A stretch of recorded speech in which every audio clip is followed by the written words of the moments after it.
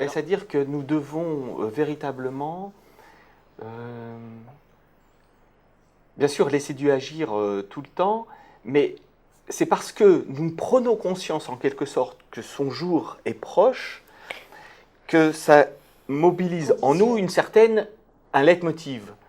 Ça me gêne un petit peu parce que moi, personnellement, certes, c'est important, certes, du jour au lendemain, je peux perdre la vie, qu'est-ce que j'en suis, mais c'est pas ça qui me fait me lever et d'être en vie, en quelque sorte, de me conduire correctement, etc. Moi, ce qui me fait aller, ce qui me motive, c'est de contempler l'amour de Jésus et en quelque sorte me laisser remplir par cet amour, et c'est cet amour-là qui me pousse à aller de l'avant.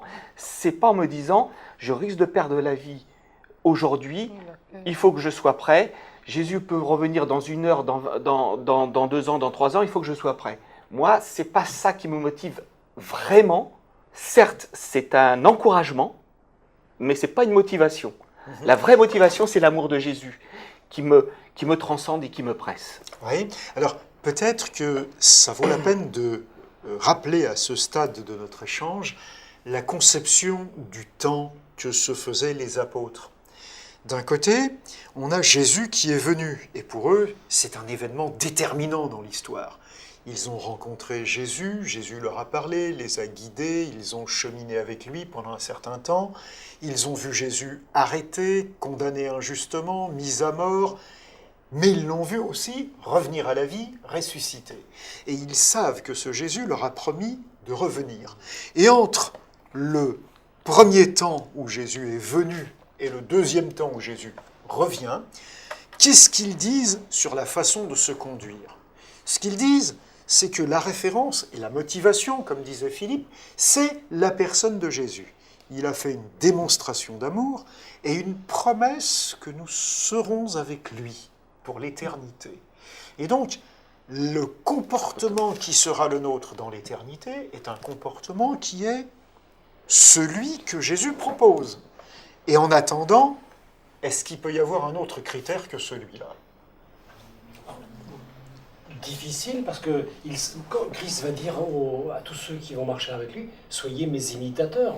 Entre autres. Alors ça va dans le sens que tu disais, c'est vrai qu'il y a l'amour du Christ qui nous sensibilise, mais il nous demande, à partir du moment où on adhère, excusez-moi le terme, il y a pas de carte de parti politique, qu'on choisit. On adhère du choix, et bien d'être ses imitateurs, de faire comme lui. Alors c'est vrai que la question du trop manger, du trop boire, mais c'est la question de la tempérance dans notre vie de tous les jours. Évitons les disputes, soyons semblables au Seigneur Jésus-Christ, ne pas nous laisser entraîner par le mal, par nos mauvais désirs. C'est vrai que naturellement, nos intentions, même si on dit que l'enfer est pavé de bonnes intentions, naturellement on ne fonctionne pas toujours comme ça. Si on n'a pas toujours les yeux fixés sur Christ, on a du mal enfin pour moi j'ai du mal, si j'oublie que Christ, j'ai pris un engagement avec lui, j'ai du mal à être son imitateur.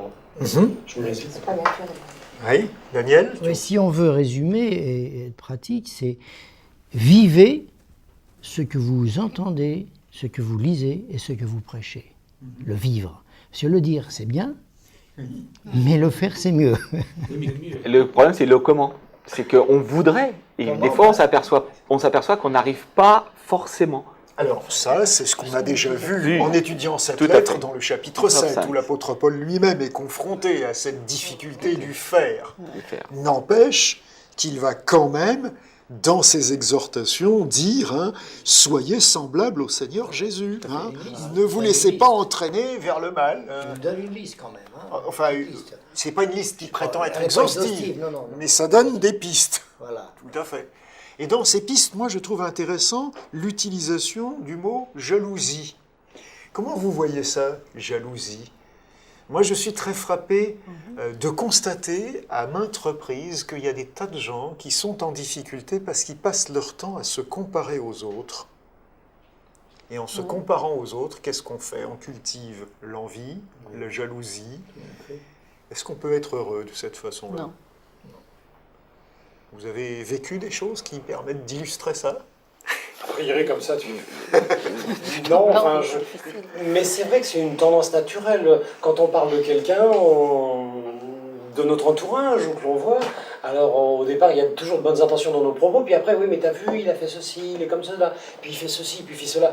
Et si on en parle, c'est quelque part, si on parle de cette façon-là, me semble-t-il, c'est que quelque part, ça nous gêne un peu la façon dont vit cette personne.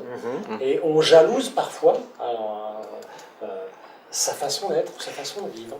Alors je dirais ce qui est intéressant, et c'est peut-être là-dessus que moi je conclurai cette réflexion sur ces 2 chapitres, c'est que l'apôtre nous dit finalement, pas de jalousie entre vous, mais la référence, la personne à regarder, la personne à commenter, c'est qui ? C'est Jésus. Il n'y a pas d'ambiguïté dans son texte là-dessus. Et c'est vrai que si c'est cette personne-là que l'on prend comme référence, comme modèle, et qu'on se compare à lui, alors on va avoir une comparaison qui va faire de nous des gens humbles et des gens qui vont chercher justement à se mettre en disciples, qui suivent ce maître-là. Voilà.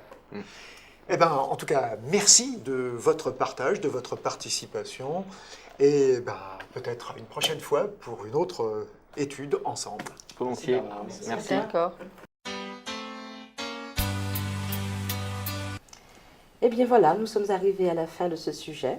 Nous allons continuer donc la semaine prochaine.